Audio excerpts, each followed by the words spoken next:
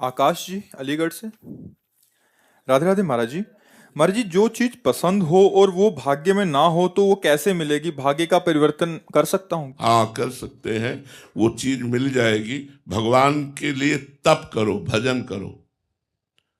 हम कह रहे हैं कि ना ज्यादा सही तो 2 ही व्रत रखना शुरू कर दो।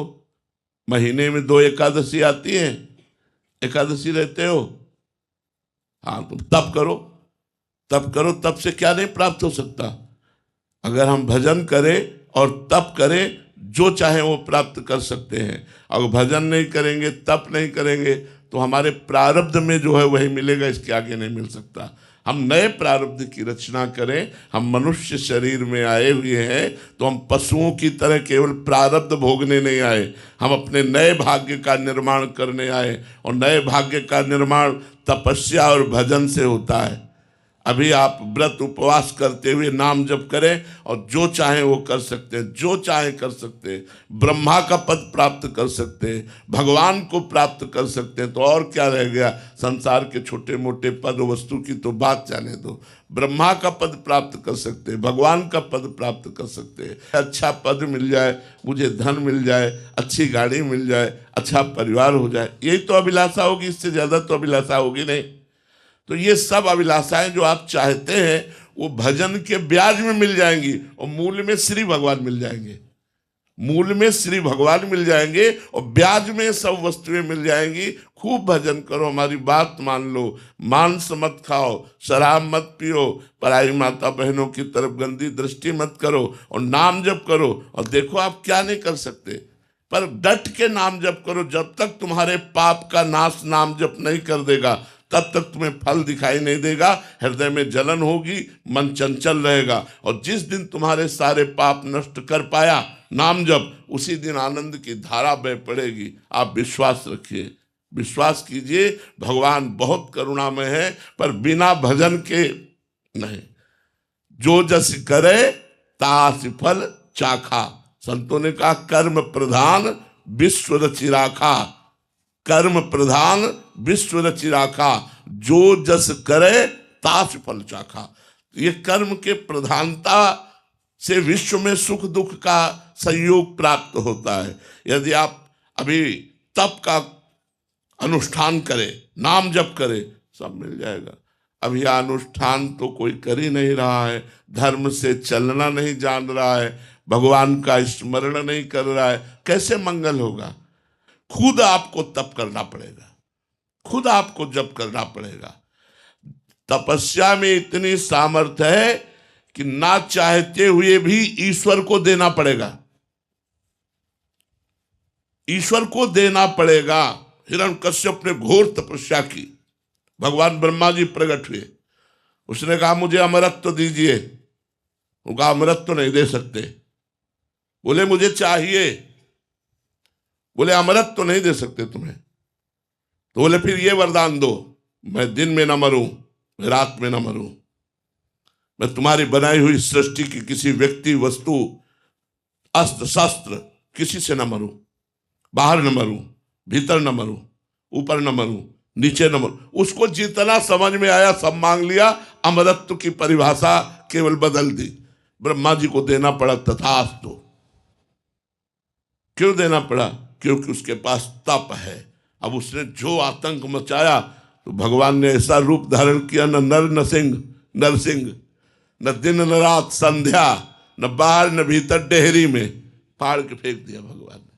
तो तप में इतनी बड़ी ताकत है कि ना चाहते हुए भी भगवान को देना पड़ेगा। अब हम लोग तपस्या परायण है नहीं, हम लोग भजन परायण है नहीं, हम लोग सत्य के मार्ग में चल नहीं रहे, मनमानी आचरण कर रहे और चाहते हैं उत्तम फल, तो कैसे प्राप्त हो जाएगा? ड्रामेबाजी पाखंडबाजी से उत्तम पद की प्राप्ति नहीं होती। सत्य का अनुष्ठान करने, ड्रामा थोड़े दिन चल सकता है भैया, थोड़े दिन, लेकिन पूर्ण आपको सुख नहीं प्रदान कर सकता। पूर्ण सुख भगवान की शुद्ध शरणागति में ही है, भगवान के भजन में ही है। अब जैसे भगवान ब्रह्मा जी ने करदम जी को आदेश किया, जाओ सृष्टि रचना करो। तो सृष्टि रचना के लिए स्त्री चाहिए, तब उन्होंने अपने योग्य स्त्री प्राप्त करने के लिए 10,000 वर्ष तक तपस्या की। तब आदि सम्राट महाराज मनु की साक्षात दिव्य देवी स्वरूपा जो देहूति जी प्राप्त हुई, जिनसे भगवान कपिल देव जी का अवतार हुआ। तो ये बात तो हम मान सकते हैं कि आप जैसे 18-20 वर्ष के हैं, अब ब्याह के लिए अनुष्ठान करें तो इस बार तो तुम्हें नहीं मिलेगा, लेकिन अगली बार तुम्हें बहुत जोर की व्यवस्था मिलेगी, बहुत जोर का आपको साथी मिलेगा। लेकिन भजन करके जो प्राप्त होगा अमोघ प्राप्त होगा। श्री विद्यारण्य सरस्वती नाम के एक महापुरुष हुए, तो वो जब थोड़ा सा होश में आए तो उनका यज्ञोपवीत संस्कार हुआ। तो उनके माता पिता बहुत गरीब थे, तो उन्होंने गायत्री जी का अनुष्ठान किया। 24 लाख मंत्र जप का एक पुरस्चरण होता है। 24 लाख मंत्र जप किए कि माता गायत्री प्रकट हो और मुझे धन दे, मैं अपने परिवार को सुख प्रदान करूं। एक पुरस्चरण किया, नहीं प्रकट हुए। 2 पुरस्चरण किया, 3 पुरस्चरण, माता पिता पधार गए, उन्होंने पुरस्चरण बंद नहीं किया। 23 पुरस्चरण 24-24 लाख के किए, ऊब गए और हार करके सन्यास ले लिया। बहुत बड़े सन्यासी हुए हैं, जो विद्वान पुरुष हैं वो जानते हैं इस बात को। विद्यारण्य सरस्वती जी महाराज जो ही सन्यास लिया से ही वेद माता गायत्री स्वयं प्रकट हो गई और कहा वरम ब्रूहि, तुम वरदान मांगो। तो उनका अरे माता, जिनके लिए हमने अनुष्ठान किया था वो तो पधार गए माता पिता अनुष्ठान करते करते, तब क्यों नहीं आई? अब क्यों आई जब न माता है न पिता और न मैं कोई भोग भोग सकता हूं, क्योंकि मैं सन्यासी हो गया हूं। तो उनका बेटा, तुम्हारे 24 ऐसे महाअपराध थे, जो 23 अपराध तो अनुष्ठान करने से नष्ट हो गए और एक अपराध सन्यास लेने से नष्ट हो गया। अब तुम कहो तो इंद्र का पद भी मैं तुम्हें प्रदान कर दूं, तुम कहो तो देवराज इंद्र का वैभव तुम्हें। उन्होंने कहा अब हम सन्यासी, अब हमें देवराज इंद्र का वैभव नहीं, अब हमारे ऊपर कृपा करो कि मैं संसार के राग से रहित होकर ब्रह्म स्वरूप में लीन हो जाऊं, अपने आत्म स्वरूप में लीन हो। बहुत बड़े सन्यासी, दिव्य सन्यासी हुए। तो हमारे पाप जब तक रहेंगे तब तक वो हमें धन वैभव सुख भी नहीं प्राप्त होने देंगे। तो हम नाम जप के द्वारा, भजन के द्वारा पहले अपने पाप को नष्ट करें तो हमारा काम बन जाएगा। नीतू जी पूना से। राधे राधे महाराज जी। महाराज जी, आपके चरणों में कोटि कोटि प्रणाम। महाराज जी, पिछले कुछ महीनों से YouTube के माध्यम से आपसे जुड़ी हुई हूँ। आपके सत्संग में सुना है कि भगवान कहते हैं कि इंद्रियों में मन मैं हूँ। इसका महाराज जी क्या तात्पर्य है? कृपया करके विस्तार से समझाने का। मन के 2 स्वरूप हैं। एक स्वरूप है सत स्वरूप और दूसरा स्वरूप है असत स्वरूप। जैसे बुद्धि में सुबुद्धि और कुबुद्धि, ऐसे मन में कुमार्गगामी संकल्प करने वाला और सत्य संकल्प करने वाला।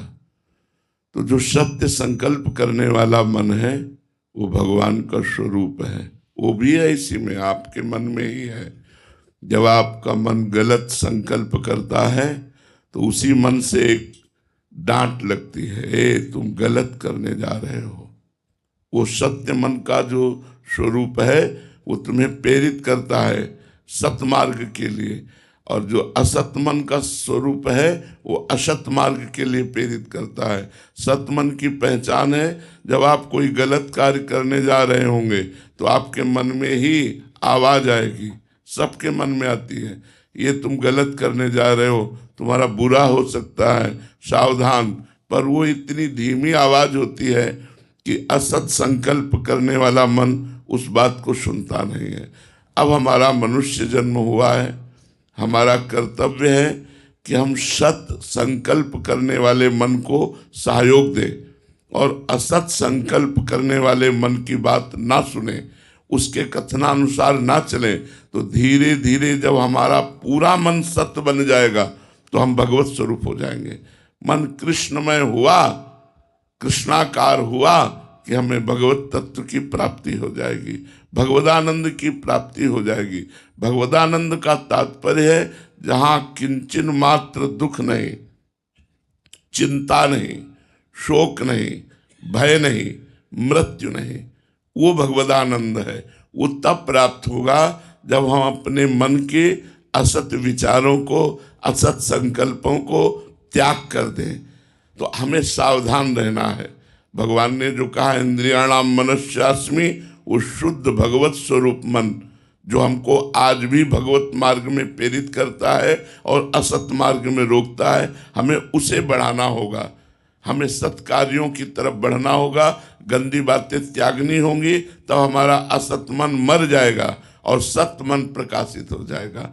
मन मारिया तन बस में कीन्हा, हुआ भरम सब दूर, बाहर से कछ दिखत नाही, अंदर चमके नूर। आपो त्याग जगत में बैठे, नहीं किसी से काम, उनमें तो कछु अंतर नहीं, संत कहो चाहे राम। अब हो गया वो भगवत स्वरूप, जब उसका सत संकल्प करने वाला मन पूर्ण रूप से असत को दबाकर, असत को मार करके जागृत हो गया, वही भगवदानंद का अधिकारी होता है। इसीलिए भगवान ने कहा इंद्रियाणाम मनस्यास्मि। दिनेश्वर पांडे जी रांची से, राधे राधे महाराज जी। महाराज जी, क्या गुरुदेव अपने शिष्य के मुक्ति के लिए तब तक रहते हैं जब तक उस पर पूरी तरह से कृपा नहीं हो जाती? मानस गुरुदेव, किसका प्रश्न है? मानस गुरुदेव, प्रगट गुरुदेव नहीं, मानस गुरुदेव। जो तुमने गुरुदेव की मानसिक मूर्ति अपने हृदय में विराजमान की है, वो तभी जब आपका उद्धार हो जाएगा तभी वो आपके हृदय से जाएंगे। लेकिन प्रगट गुरुदेव का एक समय निश्चित है, समय पूरा होते ही वो अपने शरीर का त्याग कर देंगे। लेकिन तुम्हारे मानसिक गुरुदेव तुम्हारा त्याग नहीं करेंगे जब तक तुम्हारा परम कल्याण नहीं हो जाता। इसीलिए वही शिष्य है जो गुरुदेव को अपने मन में बिठा ले, जो गुरुदेव के प्रति इतनी आसक्ति कर ले कि जो ध्यान मूलम गुरु मूर्ति लिखा हुआ है वो स्वाभाविक ध्यान होता रहे, स्वाभाविक आसक्ति हो जाए। भगवान कपिल देव जी कहते हैं जो आसक्ति संसार में की जाती है वो बंधन का कारण है, और वही आसक्ति जब संत और सदगुरुदेव से कर ली जाती है तो मोक्ष का खुला हुआ द्वार है। तो हमारी गुरु में इतनी आसक्ति हो जाए कि उठते बैठते चलते फिरते हर समय हम देखें हमारे गुरुदेव हमारे हृदय में विराजमान है, हमारे मन में विराजमान है। तो जो मानसिक गुरुदेव हैं वो तब तक नहीं जाते जब तक शिष्य का परम कल्याण नहीं हो जाता। प्रगट के गुरुदेव समय के अनुसार अंतर्ध्यान हो जाते हैं। प्रतिभा जी जयपुर से, राधे राधे महाराज जी। आपके चरणों में कोटि कोटि प्रणाम महाराज जी। प्रायः धन सम्मान और अधिकार पाकर मन का संतुलन बिगड़ जाता है, अहम का उदय हो जाता है, मनुष्य का चाल ढाल बोल चाल व्यवहार सब बदल जाता है। ऐसा महाराज जी क्यों होता है? अहंकार के कारण। संस्कृति मतलब जन्म मरण चक्र और महादुख प्रदान करने वाला ये अहंकार है। जब हमारे पास संपत्ति बढ़ती है, हमारे पद बढ़ता है, तो अहंकार बढ़ जाता है। को नर अस जन्मा जगमाही, प्रभुता पाहि जाहि मद नाही। अपने लोग तो बहुत साधारण लोग हैं, असाधारण लोगों में अहंकार बढ़ जाता है। एक बार दक्ष प्रजापति पद पर विराजमान हुए, जिनकी लाडली पुत्री सती जी का विवाह देवाधिदेव महादेव भगवान शंकर से हुआ था। तो ब्रह्म सभा हुई। उस सभा में बड़े बड़े ऋषि मुनि देवता सब कोई पधारे, और उसमें दक्ष प्रजापति की प्रधानता थी, क्योंकि उनको प्रजापति पद मिला हुआ। ये देवराज इंद्र से भी बड़ा पद है प्रजापति पद, और सबसे बड़ा पद है परमेष्ठी पद अपने त्रिभुवन में, जिसे ब्रह्मा जी का पद कहते हैं। त्रिभुवन में पद बड़े बड़ा हो प्रजापति का, पर पूरी कार्य प्रणाली देवराज इंद्र देखते हैं। त्रिभुवनपति देवराज इंद्र, उनके ऊपर है ये प्रजापति पद। तो वो दक्ष को प्राप्त हुआ। वो सभा में पधारे तो सब लोग खड़े हो गए। भगवान श्री हरि नहीं आए हुए थे, ब्रह्मा जी भी विराजमान थे। तो ब्रह्मा जी बैठे रहे और भगवान शंकर बैठे रहे। प्रजापति पद के अभिमान में भरे हुए दक्ष ने दृष्टि डाली, सब खड़े थे, दो बैठे थे। भगवान ब्रह्मा जी और भगवान शंकर। ब्रह्मा जी को देखा तो प्रणाम किया, क्योंकि उनसे भी बड़ा पद है परमेष्ठी पद, और वैसे भी ब्रह्मा जी सबके पिता हैं। प्रणाम किया। जब भगवान शंकर पर दृष्टि गई तो क्रोध आ गया, और उनका ये क्यों नहीं खड़ा हुआ? भाषा बदल गई, अभिमान की भाषा। देवाधिदेव महादेव जगत गुरु विश्वात्मा भगवान शिव, वैसे भी पूज्य दामाद, क्योंकि बेटी का ब्याह किया था, लेकिन भाषा बदल गई। उनका इसने खड़े होकर हमारा स्वागत नहीं किया, ये बड़ा अभिमानी है, मैंने अपनी बेटी का ब्याह इसके साथ किया, ये हमारे पुत्र के समान है, इसे खड़ा होकर हमारा आदर करना चाहिए।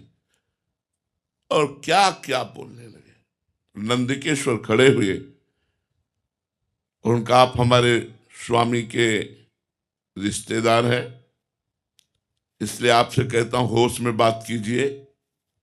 आप इस समय बेहोश हो रहे हैं अहंकार से, तो उनका मैं शाप देता हूं, भगवान शंकर को शाप, इसे यज्ञ में कोई भाग न मिले। और जो सभा में हाहाकार मचा, पर भगवान शंकर बड़े गंभीर चुपचाप उठे और वहां से चले गए। हम ये बताना चाहते हैं कि हम लोग तो बहुत छोटे हैं, जीव कोटि के हैं, ये ईश्वर कोटि के महापुरुष हैं। दक्ष प्रजापति आदि ईश्वर कोटि के महापुरुष हैं, इनको भी अहंकार ने परास्त कर दिया। जब कोई पद मिलता है, जब ऐश्वर्य बढ़ता है, तो उसको अहंकार परास्त नहीं कर सकता। जो भगवान का दास है वो समझता है कि सब कुछ तो भगवान का है, मैं सेवक हूं। चक्रवर्ती सम्राट पद पर अम्बरीश जी विराजमान है, पर कोई अभिमान नहीं है।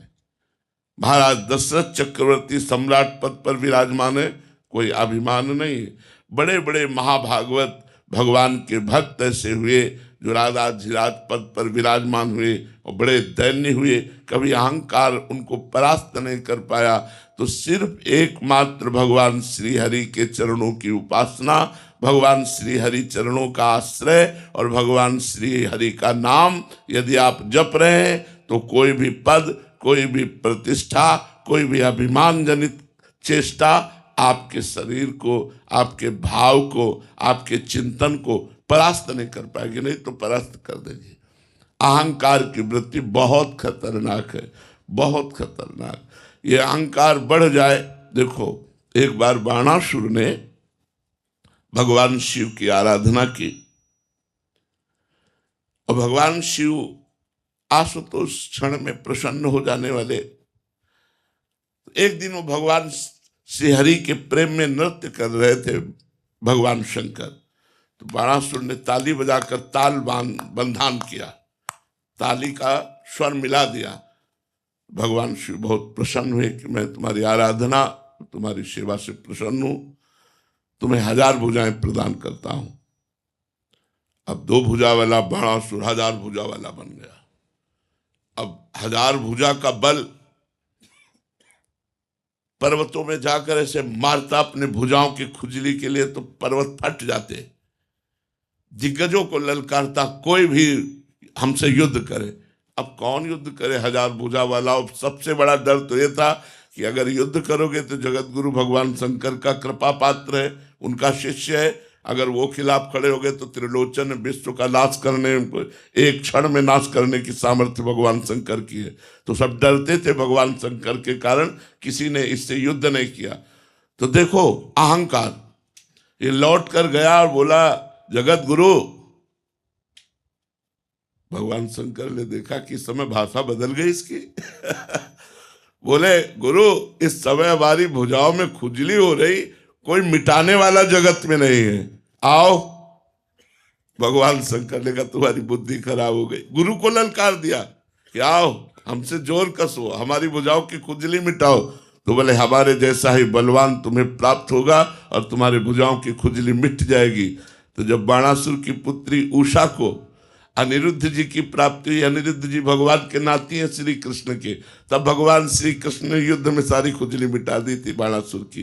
तो ये बड़े बड़े उच्च कोटि के महापुरुषों में भी अहंकार जागृत हो जाता है जब पद, बल, प्रतिष्ठा, धन संपत्ति आदि प्राप्त होती। वही इस अहंकार से बच सकता है जो भगवान का नाम जप करता है, जो भगवान के चरणों की आराधना करता है। वो ये सब समझता है, नाथ सकल संपदा तुम्हारी, मैं सेवक समेत सुतनारी। वो अहंकार नहीं करता, वो भगवान की कृपा से पद मिला है, भगवान की कृपा से धन मिला है, भगवान की कृपा से बुद्धि मिली, ऐसा वो समझता है।